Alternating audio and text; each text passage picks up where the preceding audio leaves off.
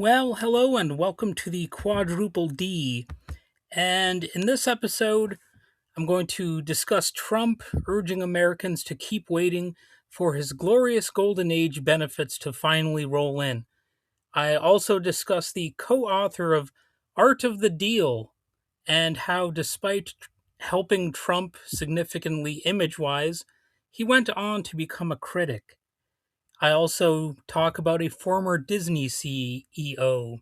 Boy, I have a hard time saying the word CEO. It's like it's like having the EE thing kind of throws me off. So I'm probably gonna try to avoid re-saying that word throughout the episode. Anyway, with Congress preparing to leave Washington for the holidays, a fight over healthcare subsidies has exposed how fragile access to insurance remains in the United States. More than 20 million people currently depend on Enhanced Affordable Care Act subsidies created under the 2021 American Rescue Plan. With congressional action, those subsidies were sustained, but they will expire at the end of this month, which would immediately raise monthly premiums, in some cases by hundreds of dollars. The Congressional Budget Office has previously estimated that ending these subsidies would push millions off coverage altogether. And, that seems to be the aim, if I'm being honest. And despite this, or maybe because of this, a Republican led health care bill advanced in the House without extending the aid. A small group of Republicans broke with party leadership to join Democrats and force a vote on a 3 year extension, largely because lawmakers know voters tend to punish parties that allow health care costs to spike in an election year. No big surprise there, right? So, this entire thing highlights how access to basic medical care in this country is treated as a bargaining chip inside a centralized political system rather than a guaranteed social need, in contrast to how healthcare is treated in every other industrialized country. And that same dynamic of deflection and delay shaped President Trump's primetime address to the nation. Speaking from the White House, Trump claimed the country is on the verge of an economic boom and urged people to be patient. He argued that prices are coming down and blamed ongoing economic stress on past administrations and, of course, also blamed it on immigrants because you got to blame everything on immigrants. At every opportunity, you got to bash immigrants. And this speech came as polling shows public trust in his economic management is near historic lows. Well, I think it might be at historic lows. And according to the most recent NPR, PBS News, and Marist poll, inflation and cost of living remain voters' top concerns, and a majority disapprove of Trump's handling of the economy. Official data from the Bureau of Labor Statistics shows that while inflation has slowed compared to its 2022 peak, prices for essentials like housing, groceries, and utilities remain far higher than they were before the pandemic, with rents in particular continuing to rise faster than wages in many regions. Well, possibly most regions, in fact. Trump asked households to wait for benefits from policies passed earlier this year. He promised larger tax refunds in the coming year, though tax refunds largely reflect over withholding rather than new income and disproportionately benefit higher earners under recent tax changes. He also announced a one time $1,776 payment for service members, a figure that echoes the year of U.S. independence in the in the figure, the 1776 crowd and everything. But with that little attempt to be cute, it's probably not going to work that well. It does little to offset stagnant military pay and rising living costs for enlisted personnel. And frankly, I do know some people in the military, and just as I do, I get tired of that pandering. And so do some people in the military itself. You don't hear about that very often in the media or from, the politicians themselves, but some people, they don't they don't like that pandering. They recognize it for what it is and they see it as pathetic. In fact, if I was in the military at any point, I might actually be more offended by such pandering than if I wasn't in the military. You know what I'm saying? But anyway, an upcoming plan to reduce housing costs was mentioned, but without specifics. Imagine that. No concrete plan, no specifics. Very much reminiscent of Trump's stated healthcare plan that he said he was working on all those years ago, and nothing ever materialized. And previous federal housing initiatives have largely focused on subsidies to developers and lenders rather than directly expanding public or cooperative housing, which is one reason the US continues to face a shortage of millions of affordable units. I just said the word unit. I guess my inner Beavis and Butthead kind of alarm flashed right there for a second. But anyway, NPR's Deepa Shivaram described the address that Trump gave as a familiar Trump performance, combining promises, grievances, and a long list of claimed accomplishments without clear timelines or mechanisms. And these economic claims obscure the deeper structures of power, of course. Inflation, housing scarcity, and healthcare insecurity are not accidents, but outcomes of systems that prioritize profit, private ownership, and centralized control. Governments routinely ask people to endure hardship now in exchange for promised relief later, while corporations continue to post record profits. For example, major oil companies reported tens of billions of dollars in profits in recent years, even as energy prices strained household budgets. Gee, I wonder why that would be the case. It, it seems like it shouldn't have to be the case, but we all know why that's true. It's the greed that overshadows the need. And Trump's foreign policy moves reinforce this pattern of top down coercion. He has ordered a ban on all sanctioned oil tankers traveling to and from Venezuela, effectively threatening a blockade. Well, he is basically imposing a blockade, that's how I should say it. And such actions escalate long standing U.S. efforts to isolate the Venezuelan government under President Nicolas Maduro through sanctions that have been widely criticized by human rights groups. And studies by economists and reports from the United Nations have linked U.S. sanctions to shortages of food, medicine, and fuel in Venezuela, with ordinary people bearing the brunt. Blockades and sanctions are acts of collective punishment enforced by state power, and they raise the risk of military confrontation without any democratic input from those most affected. Taken together, these developments show how centralized political authority manages crises that they create themselves by shifting blame, delaying relief, and projecting force abroad. Real solutions lie not in speeches, polls, or election year calculations, but in dismantling systems that concentrate power and building forms of mutual aid, worker control, and community self organization that meet people's needs as directly as possible.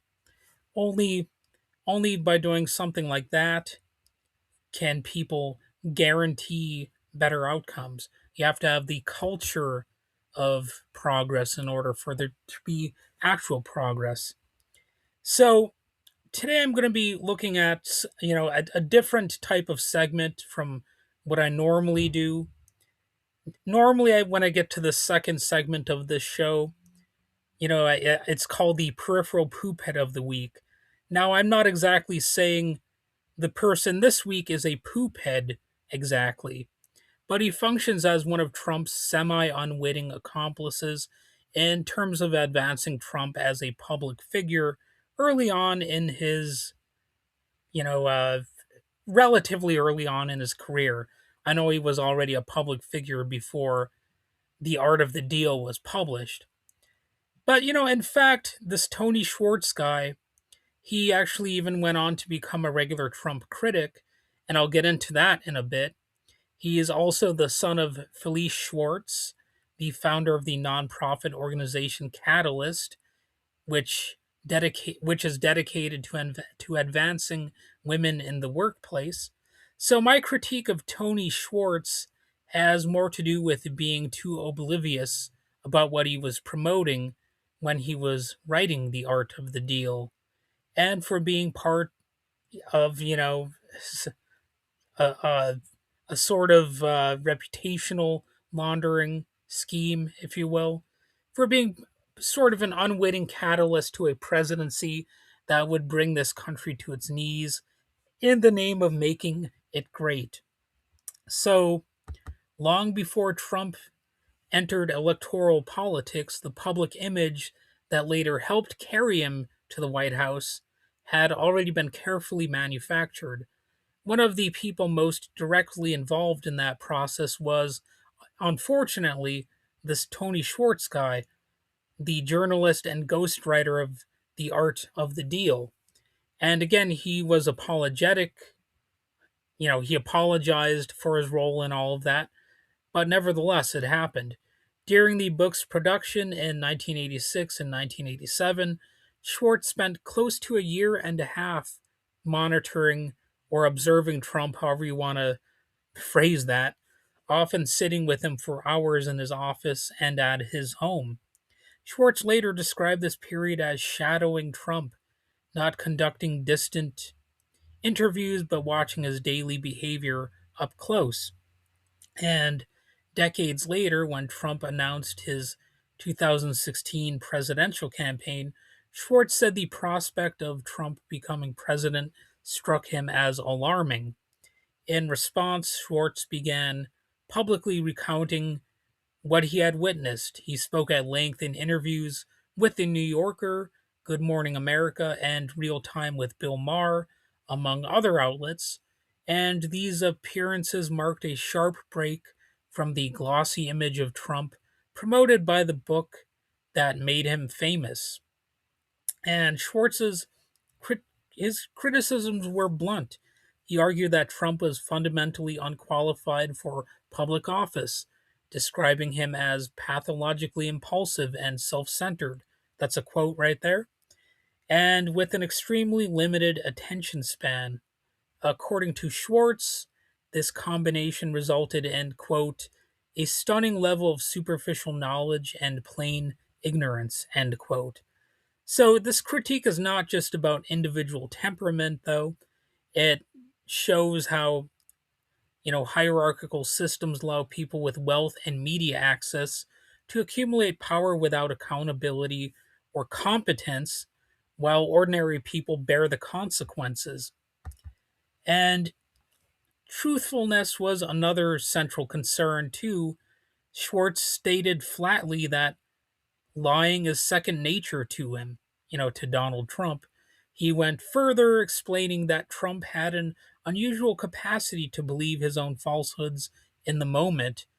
And here's what Tony Schwartz said, quote, more than anyone else I have ever met, Trump has the ability to convince himself that whatever he is saying at any given moment is true, or sort of true, or at least ought to be true, end quote. And in future episodes, I will surely look at other people who helped build Trump up as a media entity, whether they regretted it later on or not. And I'm going to also look at Michael Eisner now. He is the fetid fever dream flashback of the week, sort of. Maybe I shouldn't call it that, though, because that might sound a little too dramatic. So maybe I will just call it the scandal flashback of the week. Because is it really a fever dream? I don't know. Anyway, it's an interesting, unexpected choice, perhaps, to choose Michael Eisner, but there is a connection to the previous person I spoke about. Tony Schwartz also co-wrote a book with Michael Eisner, though Eisner likely did more actual writing than Trump did for his book, for which Tony says Donald did zero actual writing. So in 1998, Tony Schwartz co authored Risking Failure, Surviving Success, along with Michael Eisner, who was then CEO of the Walt Disney Company. Well, I said it correctly that time. Anyway, if you're looking for a single episode that's most often called the Michael Eisner scandal, it's the Michael Ovitz hiring and firing debacle at Disney in the mid 1990s. So here's what happened in plain terms. In 1995, Eisner hired his longtime friend Michael Ovitz as Disney's president. Ovitz was a powerful Hollywood agent, but not a proven corporate operator. So the fit was bad almost immediately. Eisner marginalized him, the board didn't rein Eisner in, and Ovitz was pushed out after just 14 months. So, yeah, the scandal wasn't just the failure, though, it was also the payout. Ovitz left with a severance package worth around $140 million, much of it guaranteed under a contract that Eisner pushed through with minimal oversight. And shareholders were furious. A derivative lawsuit followed, accusing Eisner and the Disney board of breaching their fiduciary duties. So that's always a fun combination of words. So many of these fancy words have like these tongue twister elements that that happen when you tie them together, like fiduciary duties. Try saying that like five times fast. Anyway, in 2006, the Delaware Supreme Court ruled that while the board behaved poorly, it hadn't technically broken the law. Eisner won legally, but the damage to his reputation was very real. Soon after, he lost a historic shareholder vote of no confidence, and his reign at Disney effectively ended. That episode is widely seen as the moment Eisner went from visionary CEO to symbol of executive excess. And the Ovid scandal it isn't a personal failure so much as a textbook example of how these hierarchical corporate power structures work or don't work depending on your point of view. So, point number one is centralized or concentrated power with little to no real accountability. I won't say no accountability, but it's definitely limited. In some cases, it's very close to being no accountability. But in a lot of cases, when push could come to shove, there could be accountability. It's just not in the conventional sense. You know what I mean? Like the if there's public pressure enough, even some characters who seem like they're undefeatable, like they're Teflon, like eventually something could happen to ruin their power. Eisner had enormous unilateral authority. The Disney board was supposed to oversee him, but in practice it was deferential and passive. Decisions that affected tens of thousands of workers and millions of shareholders were made by a tiny inner circle. And this isn't a bug, it's really the system. When power is centralized, bad decisions usually don't get corrected early, they get protected, especially if they appear to reward the people in that inner circle. Now, I'm not going to say things always work like that. Obviously, if this was always literally always the only thing that happened is ripoffs, well then corporations couldn't last very long at all. So it would be a little over dramatic to say that every example's intensely dramatic, and like the corruption is always at a level of 100%.